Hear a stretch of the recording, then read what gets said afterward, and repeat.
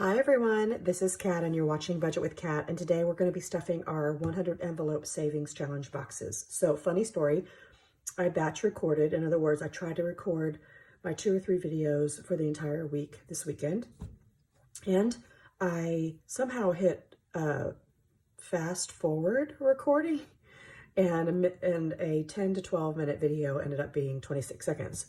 So I'm redoing it, and for the sake of redoing it, this will be shorter because I've already stuffed some other things. I'll just show you what I've done. So basically what I try and do is stuff around $300, or I'm budgeting $300 for my side hustle. So this money comes from YouTube, well, mostly Etsy, and then YouTube once a month. So I want to thank all of you for watching, subscribing, liking, commenting, and doing all of the things. Based on my last video, which I did yesterday, or would have been shown yesterday, thank you so much for the outpouring of concern and well wishes. I had a little bit of a health scare this weekend, and I'm definitely taking it as a wake-up call. So I just love you all so much. Thank you, thank you, thank you. Okay, so 100 envelope savings challenge boxes. Yes, I do 2 of them. Yes, I'm crazy. I do them for a couple reasons. One, I want to show you that you can do the big one, which is I call the Beast, the Budget with Kat box, which is the big one. You can do the big one, 1 to 100 is what I mean, for either size. I just do it with the bigger envelopes, but this one is also 100 envelopes, but it ends up being a $2,000 box. This one ends up being a little over $5,000. And I do it for a couple reasons. One, I love to save, and 2, it shows me a great sense of accomplishment. And 3, these are also offered in my Etsy shop. So, you know, all of the things. So basically, because the video messed up, I went through and unstuffed what I usually stuff in here, and I'm just going to show you what I did with the rest of it. So if I budget for $300 a month, which is what I try to do, let me make sure it's in here. I try to do that because, for example, this past week I had a really, really slow week on my Etsy shop, which is fine. That's what happens. So some weeks I might sell $400 or $500 in a week, and some weeks I might sell $20, right? So I have been just trying to make this a standard budget that is kind of like my take-home pay. And another reason why I'm doing that is that when my husband retires in the middle of June, this side hustle money, which has always been my side hustle, this is only represented savings, may have to go into actual like sinking funds or back into our just trying to live budget. So for right now, 10% of that, which is $30, goes to debt. 20% stays in the bank to pay for supplies. 30% goes to taxes. I do a large amount because my husband and I don't have a lot of tax write-offs anymore because we're a little bit older. And then 40%, so of this $300, only $120 is staying with me. So you can see, if you're trying to do an Etsy, YouTube business, this could really be 50%, right? So if I didn't have so much debt, and if I wanted to do 10% here, I could, right? I could manipulate these to make this be more like 50 or 60% savings. But for right now, I'm being really aggressive about how much I actually keep, and the rest of it goes to other things. So I'll just show you in debt. I'll count that I've already moved this in here, and I didn't pull it out because I just thought it would just take too long. But the $30 is already in here, and I would go ahead and show you what I've collected for debt. Because if you've been following me, you know that I am trying to pay off a few credit cards and my car. So, sorry. Right now, I only have 2 trackers in here. One is for credit card number 1, and the other one is for my car, okay? So for credit card number 1, this money has been coming from side hustle as well. You know, the 10% will go in here, which is about $30 a week.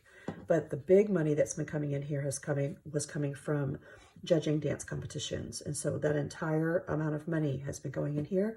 You know, I'm looking forward to maybe next year where I do it in February and a couple weeks in March, and that money can be extra. Maybe I can save it for travel, or I can save it for, I don't know, something other than paying off a bill, right? I'll always have a bill, it seems like. So in here, I had $400 that I deposited from a judging gig that I did. $100 came out from the bank because I pay $100 a month on this credit card. And then $30 was put in last week, and then another $30 is being put in here now. So I have 100, 200, 300, 400, 20, 30, 35, 40, 45, 50, 55, 60. So 460. And when I did the math, I think I actually owe 620 on this credit card. So 620 minus 460 equals 160, right? 620 minus, yeah, that's right. So I'll be able to pay this off pretty fast because if I, 1, 2, 3, 4, 20, yeah. Yay, I'm excited. Okay, and then I'll go ahead for the sake of today is on March 9th, there was another $300 that came out for my car. Let's go ahead and do that math. 2289 minus 300 equals 1989. Now this is a really low interest rate. 1989. That's about right. I just got my bill. So I owe about $1,900 on this one. It's a low interest rate, so I could skip my car because I only owe so little and move this 100 to another bill, but I'm going to go ahead and pay this off. And the reason why is because when I do, I'll end up having 100 plus 300. I'll have $400 once these are both paid off to roll over into another debt. So, okay. And so once I pay off credit card number 1 and I move to car, then I'll expose to you or reveal to you what the other credit card balance is, because I have a few that are just small being like $3,000 or $4,000 less, but oh well, that's life. Okay, so this is now for taxes, and I did put $90 in here, and so I'll just go ahead and count the total so you can see. And so I have 100, 200, 300, I'm going to save the 50, 20, 40, 60, 80, 400. I think I'll get it. 20, 40, 60, 80, 500. Let me see if this will fit. I don't know if it will fit. Sorry, y'all. 500. And then there's 55, 65. So 565. And I think at the end of this month, I will take this money out, put it in the bank. And my husband and I have already started our tax gathering information for last year. That's not fun at all, but it's a necessary evil, isn't it? Gotta pay your taxes. Okay, so there's that. And then remember that 20%, which is $60, stays in the bank to pay for extra laminating sheets and paper and whatnot. So what I'll do now is take the leftover money, which should be $120, and we'll put it in these 2 boxes. So I'm going to start with the mini box because I have $65 to place in there. And so this is the box. It's still 100 envelopes. You can get these numbered 1 to 100. And then this would end up being $5,050. My son used a box similar to this to help pay for a cruise and excursions, and he just put $20 in each box. This box I have in different increments, 5s, 10s, 15s, 20s, and 50s. It still equals $2,000. You can make them all be $100, you know, whatever. You can all be $1, whatever. So they come in assorted florals and prints. They also come in what's called Pretty in Pink. So there's a whole set that comes in pretty pink variations. And I also have black, white, and gray. So there you go. I appreciate you guys supporting my little Etsy side hustle business. I appreciate it so much. It's definitely helped me stuff these boxes, not 1 time, but now I'm going for 2 times. And I can take that money to hopefully either pay off a little bit more debt. My goal is to maybe use some of it. I would love to use some of it for paying for some sinking funds that are coming up. And I think I can divide it 3 ways, maybe like part for debt, part for sinking funds, and part for just fun. And when I say fun, I also have sinking funds that are, I mean, they're the responsible kind, right? They're like my homeowner's insurance, my taxes, and all of that, health.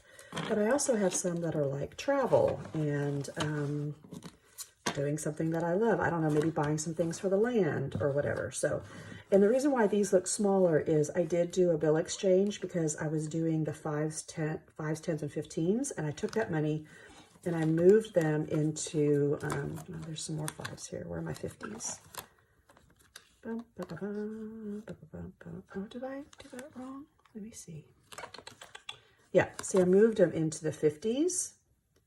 So I consolidated it so that all the money will fit. And I know it looks like not as much, but I eventually will fill all the 50s, and then I'll only have the 5s, 10s, 15s, or 20s to do. Hope that makes sense. Stuffing the big ones can be intimidating, and you may not have the many. So, you know, just stuff the small ones and then bump them up later. Okay, for this one, I'm stuffing the smaller numbers, 12, 13, 14, and 16. And I already highlighted them. If you haven't watched prior videos, I did the same thing. I think I got into the 30s, 1 to 30 or 33. I took all that money out, consolidated it into hundreds and 50s, and I stuffed these big numbers. So I think I'll do it again. I'll try and do these first 3 or 4 lines, then I'll consolidate them and bump them down here so that eventually it won't be so intimidating to stuff, you know, basically close to $100 down there because it can be intimidating. So each of these need a 10. Just deal it out. And this is 12. This is 16. This is 14. This is 12. And this is 13. There you go. This is dealing them out like cards. So there's 12 that'll go in here. And these are bigger envelopes. The money doesn't show. They are completely hidden. Again, I can number these for you if you like. There's 13, or I can leave them blank. It is a labor of love making these envelopes. They are fun to do. I really enjoy it. There's 14, but they take a lot of time. So thanks for your patience for those of you who have ordered. And there's 16 and have waited on your envelopes. I do have a really long delivery time or wait time for these. And the reason why I do that is because I have several of these envelopes that are in different states of readiness. So I have a bunch that are cut, let's say. I have another segment that might all be folded. I have a box with a bunch that are laminated, and then they all need to be cut. And then I'm the crazy fool who laminates them one more time when they're like this, so that I make sure that the edges are secured. Anyway, so that takes some time. Okay, so these are all going to go on the back. So notice that the ones, these up here are like the 99s to 100. And again, I will use those, and see, you'll notice these are small. There's a 1, 3, 4, 6, 7. See, these are all little ones all the way up to 30. So the goal would be to take these and fill them up, fill these big ones up back here that are 90s and 80s. And then just keep moving money around. All right, so there's that, and there's that. I appreciate you watching. I hope that you've enjoyed it. I hope you have a great rest of your week, and I'll talk to you soon. Bye.